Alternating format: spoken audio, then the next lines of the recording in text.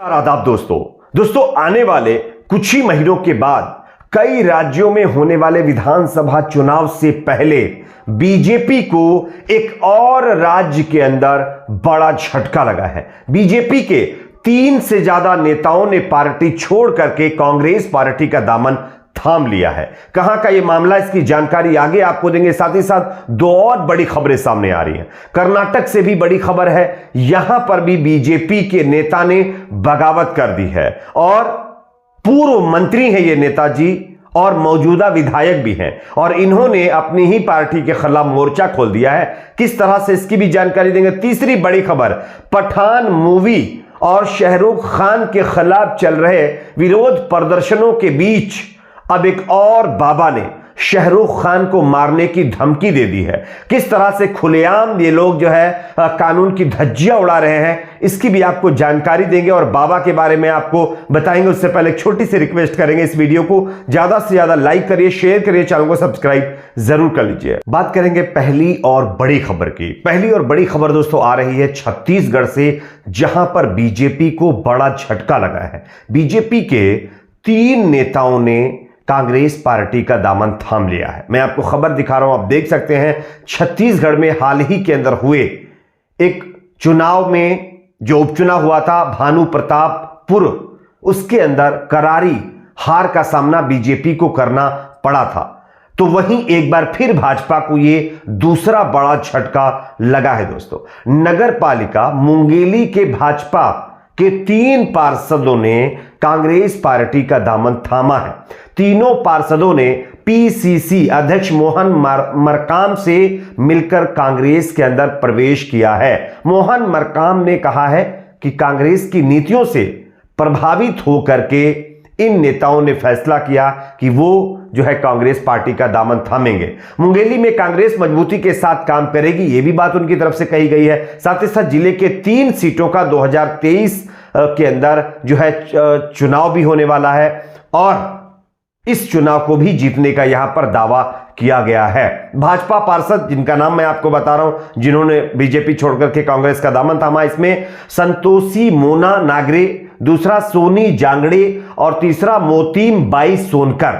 ये 3 ऐसे बीजेपी के पार्षद हैं जिन्होंने कांग्रेस पार्टी का दामन थाम लिया है। आप जानते हैं आने वाले साल 2023 के अंदर कई राज्यों में विधानसभा चुनाव होने वाले हैं और अगर उससे पहले इस तरह की मतलब जो है बगावत बीजेपी के अंदर छत्तीसगढ़ में हो रही है तो ये बीजेपी के लिए अच्छे संकेत नहीं है, क्योंकि भानु प्रतापपुर सीट के अंदर बीजेपी को कांग्रेस पार्टी से जो है शिकस्त मिली है और अगर उपचुनाव भी का जो है बीजेपी हार रही है, उसके बाद उसके नेता भी पार्टी छोड़कर जा रहे हैं, तो ये अच्छे संकेत नहीं है। इस पर आपकी अपनी क्या राय है जरूर बताइए। बात करेंगे दूसरी बड़ी खबर की। दूसरी बड़ी खबर कर्नाटक से सामने आ रही है। कर्नाटक के अंदर भी अगले साल विधानसभा के चुनाव होने वाले हैं, लेकिन उससे पहले बीजेपी में बगावत का जो दौर है फिर शुरू हो गया है। खबर यह आ रही है कि भारतीय जनता पार्टी के वरिष्ठ विधायक के.एस. ईश्वरप्पा ने एक बार फिर अपनी पार्टी के खिलाफ मोर्चा खोल दिया है।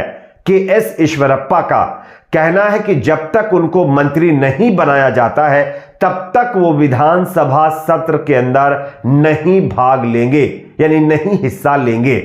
आप जानते होंगे कुछ दिन पहले ही शिमोगा से विधायक ईश्वरप्पा के ऊपर एक ठेकेदार संतोष पाटिल की आत्महत्या के बाद ग्रामीण विकास एवं पंचायत राज मंत्री के पद से इस्तीफा उनको देना पड़ा था और उनको इस पद से हटाया गया था। इस मामले में उन पर 40% कमीशन मांगने का भी आरोप लगा था, लेकिन अब मंत्री जी की तरफ से कहा जा रहा है कि उनको जांच एजेंसियों की तरफ से क्लीन चिट मिल गई है।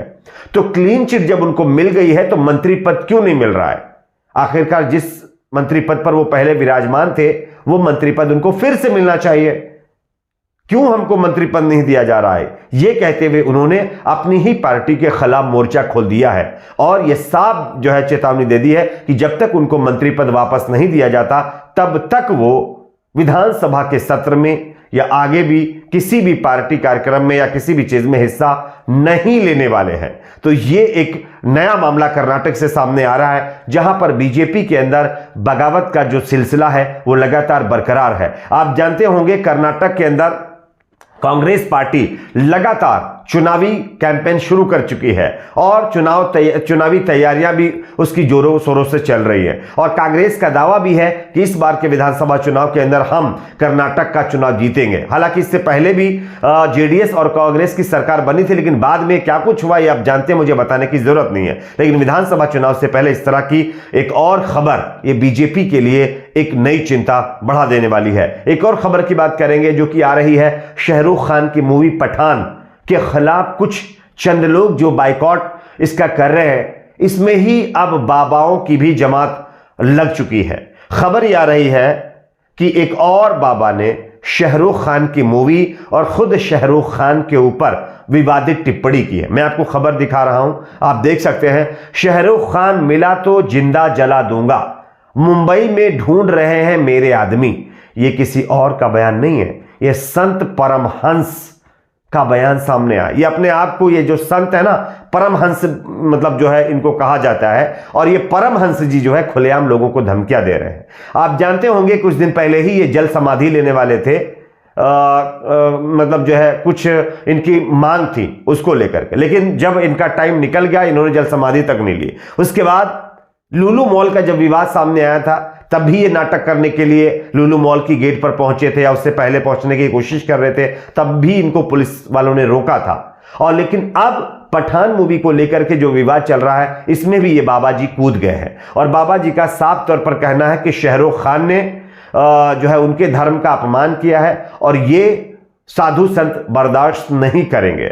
हमारे आदमी शाहरुख खान को ढूंढ रहे हैं, अगर मिल गए तो उनको जिंदा ही खत्म कर देंगे। अब सवाल यहां पर यह खड़ा होता है कि इस तरह के बाबाओं को आखिरकार इतनी आजादी क्यों? क्या इस बाबा की जगह कोई दूसरा आम शख्स इस तरह की धमकी किसी को देता, इतने बड़े एक्टर को देता, क्या उसको इसी तरह से छूट मिलती? ये एक बड़ा सवाल है। उत्तर प्रदेश के अंदर योगी जी की सरकार है और योगी जी की सरकार में अपराधी और कानून, लॉ एंड ऑर्डर का किस तरह से राज है ये आप जानते हैं। अपराधी पनाह मांगते हैं ऐसा दावा किया जाता है, लेकिन ये बाबा जो खुलेआम एक व्यक्ति को मारने की धमकी दे रहा है, ये अभी तक खुलेआम घूम रहा है, ये एक बड़ा सवाल है। और लॉ एंड ऑर्डर पर भी इसको लेकर के सवाल खड़ा होगा।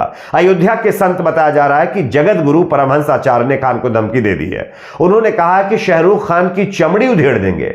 संत ने शाहरुख खान की पठान मूवी का विरोध करते हुए कहा है कि इस फिल्म में भगवा रंग का अपमान किया गया है। आचार्य ने कहा कि यह एक सोची समझी रणनीति के तहत हिंदुओं की भावनाओं को आद करने के लिए पैसा कमाने का लोगों ने धंधा बना लिया है और अब हम इसको बर्दाश्त नहीं करेंगे। जिसके बाद इस तरह से अब शब्दों का इस्तेमाल इन्होंने किया है। हम उम्मीद करेंगे यूपी पुलिस से कि बाबा जी को तुरंत अरेस्ट किया जाए, क्योंकि इस तरह के बाबा समाज में नफरत और सामाजिक ताना बाना बिगाड़ने के लिए काफी हैं। आपकी अपनी इस पर क्या राय है जरूर बताएं। वीडियो को लाइक, शेयर, चैनल को सब्सक्राइब जरूर।